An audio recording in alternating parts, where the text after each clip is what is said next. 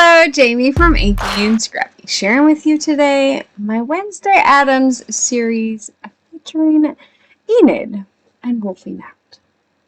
So to start this one, I'm using the Magic Picture Changer from Fawn and just kind of marking where I need my scene parameters. The part that's going to switch scene, I need it to kind of fall into that square. And so I'm bringing in the little girl from Bicycle Built for You, and then the Wild Wolves stamp set. So most of it's the Wild Wolves stamp set. It's just that little girl from Bicycle Built for You. I felt she was the most Enid of all of my little lawn fawn girls, I think. I don't know. And then I'll bring in some other supporting images. I am stamping on some Nina Classic Crest Solar White 80-pound smooth cardstock. It is not my favorite for coloring on, and you'll see what I mean.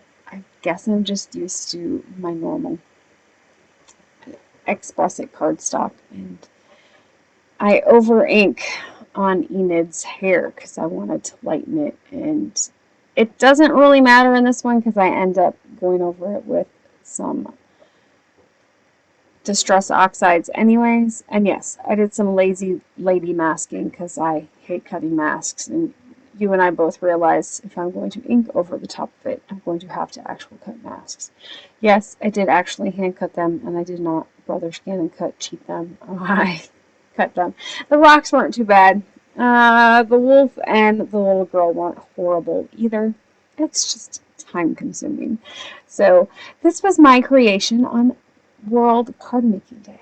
I didn't know if I was going to get around to it. Usually I don't, because usually we're in the field. We are in the field, but all of those kids are not little anymore, and so they help with field work. So I did get a couple of hours to myself to get some stuff created and some house cleaning done. Not my favorite thing.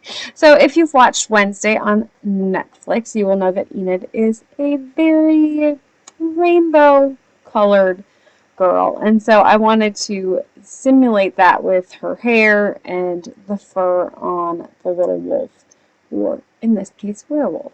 And so I did I tried to bring in some lighter colors. I didn't want them to be too dark because my scene was going to be really dark, so I wanted it more of that pastel rainbow kind of feel, and that was kind of the vibe I was going for. I think I got it. I was happy with the end result.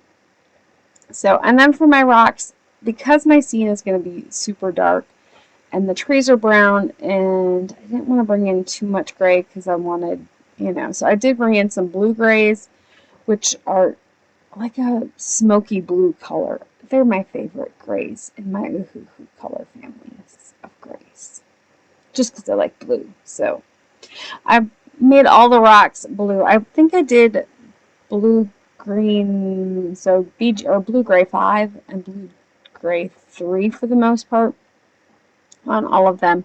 I did bring in blue gray 1 for my moon, which some of it gets cut off because, after 30 minutes my camera stops, and if I don't catch it, because it doesn't beep at me. It should really beep at me. Anyways, that's not an option. So if I don't catch it, I don't catch it. So I finished up with the rest of those, and then I'm going to start inking my background panels here.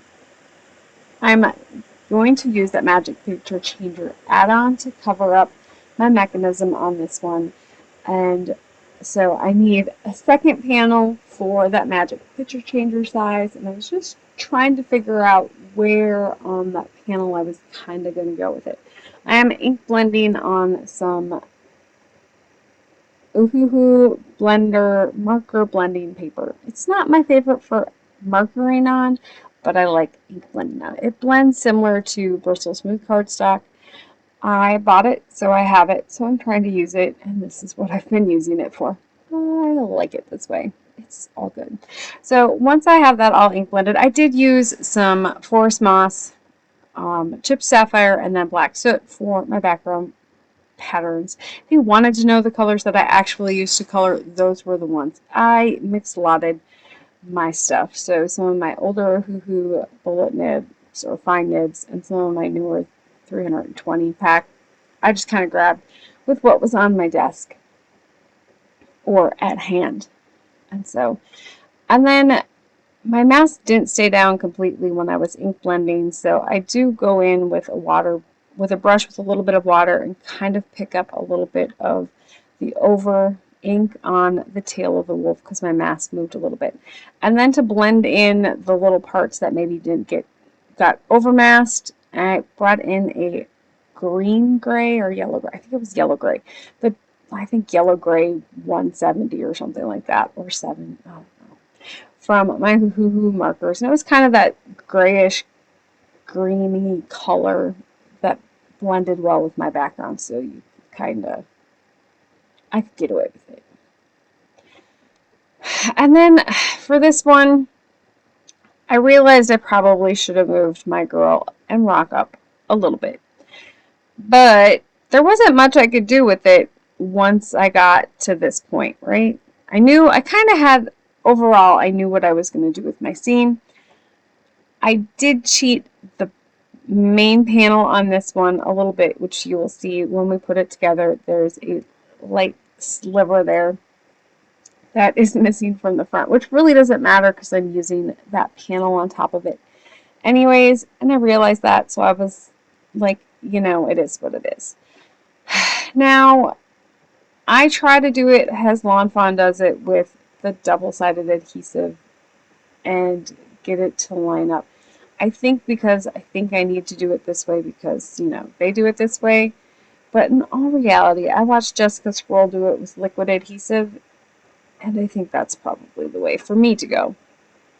I always think that extra little lift of double-sided adhesive gives it a little bit more room to wiggle. But in this case, it did not. I struggled because some of it wasn't perfectly on, or my inside piece would rub, it would wiggle a little bit and then it would get caught on that double-sided adhesive. I used a boatload of anti-static powder on this to get it to move, and I still ended up kind of peeling one part off and up just so it wouldn't stick funny. So, lesson learned. I've done it once with the liquid adhesive and it worked well. I was just trying to do it, like I was supposed to do it, and it didn't work the greatest for me. Lesson learned. Next time I won't.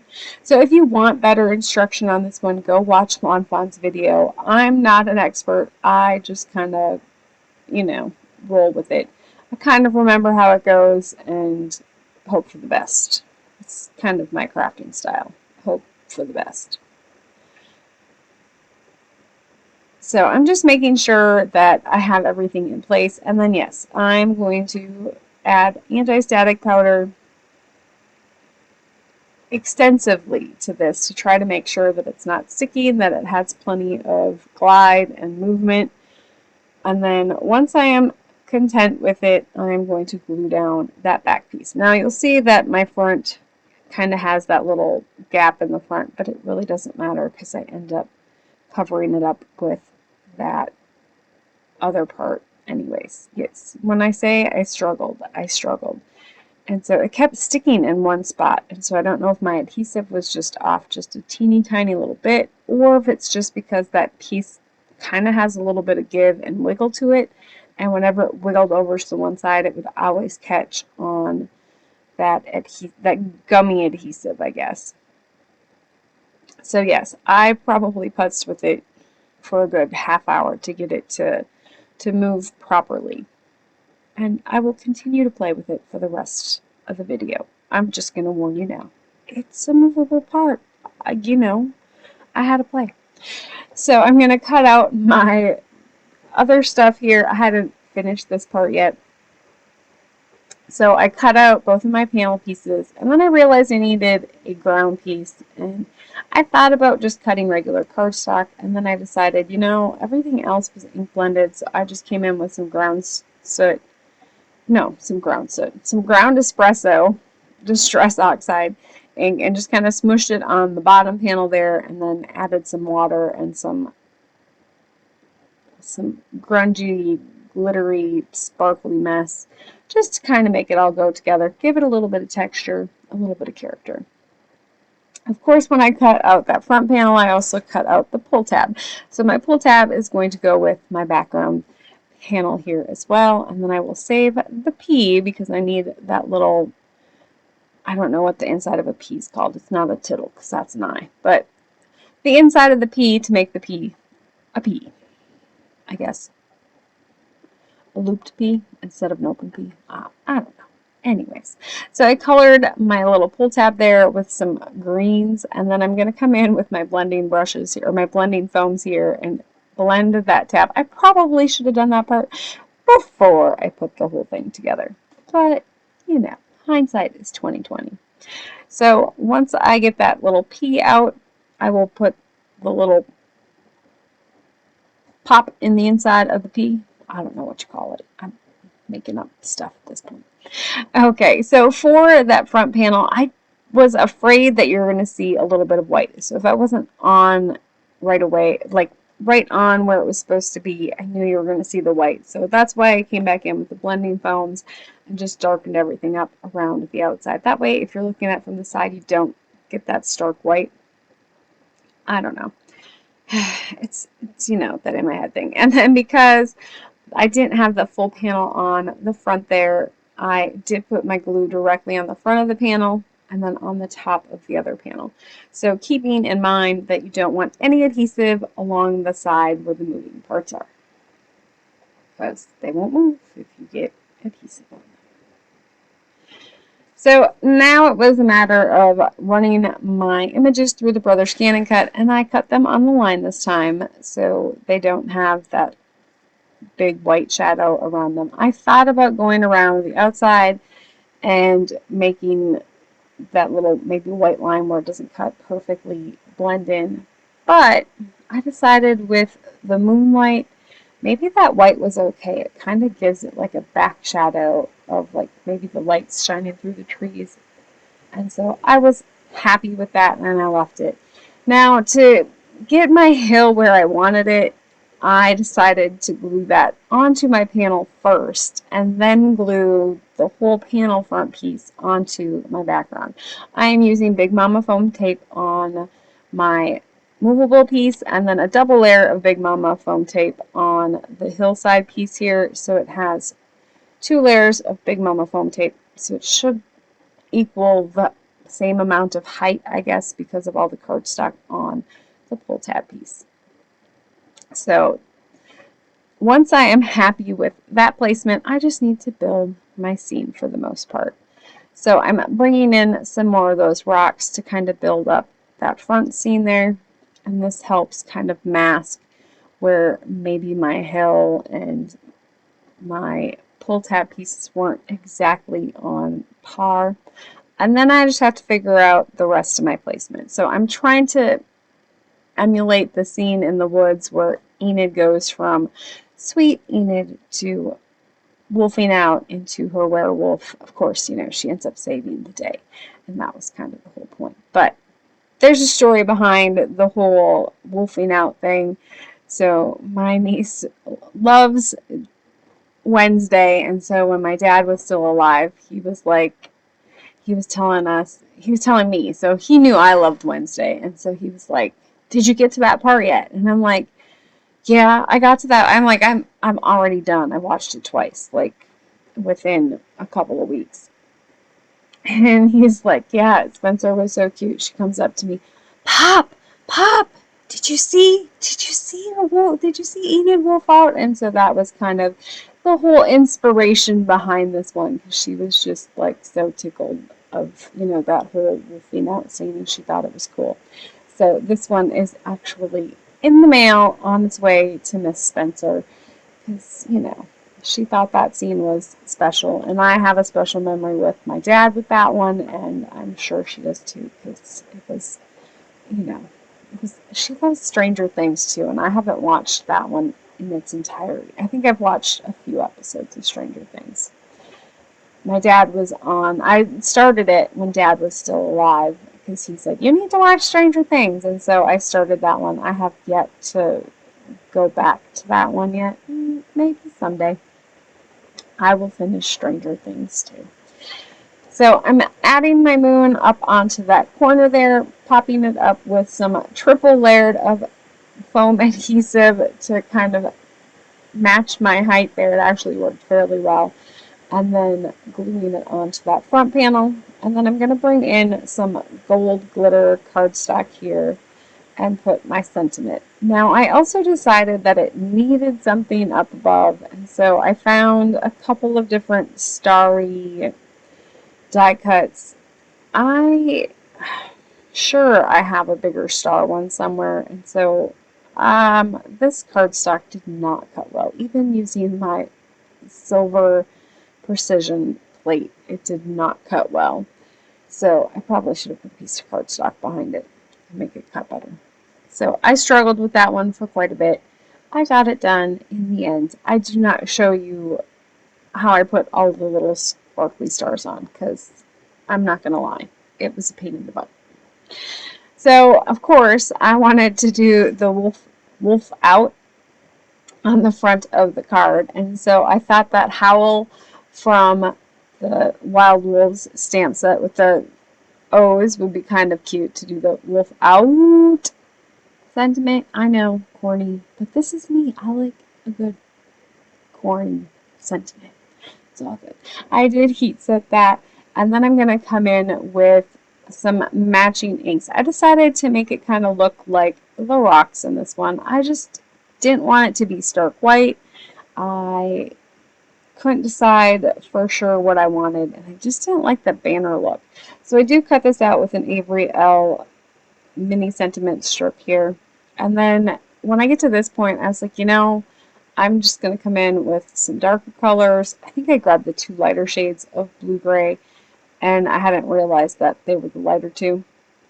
And so I brought in that darker one, and then the second darkest one to kind of blend that out a little bit.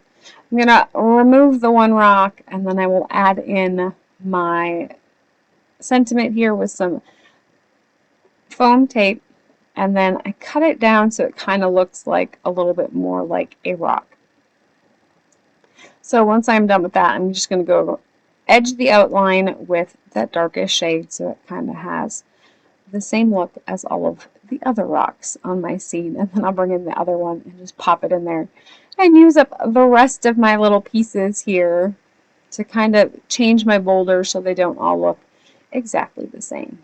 And then I'll bring in a couple more of those little gold stars, starry shapes to finish up the front.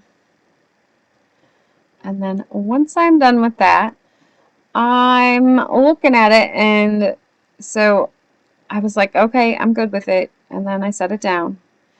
And then the next morning, I was like, thinking about it, and I'm like, ooh, I could do the little howling wolf noise on the pull tab. So of course that's what I had to do. I did bring in a piece of scratch paper there first to make sure that it was going to stamp okay. I did use Hero Arts Yeti pigment ink for my howl. And then for the inside of the card, because I know where this one is going and it is going to Miss Spencer, I wanted to put this for my sentiment. I miss you a howl lot. They live far away, and so I don't get to see them too often. But I do like to send them little random cards from time to time. And so this is the one that is going to Miss Spencer this week. And so, of course, I'm going to play with it 5 more times because it was fun. But I like how this one turned out. Let me know what you think. Have you watched the Wednesday series? Is Wednesday not your cup of tea? I totally get it. I love it. I'm currently doing a rewatch. How could I not? Anyways, have an amazing day. Keep getting inky. Bye!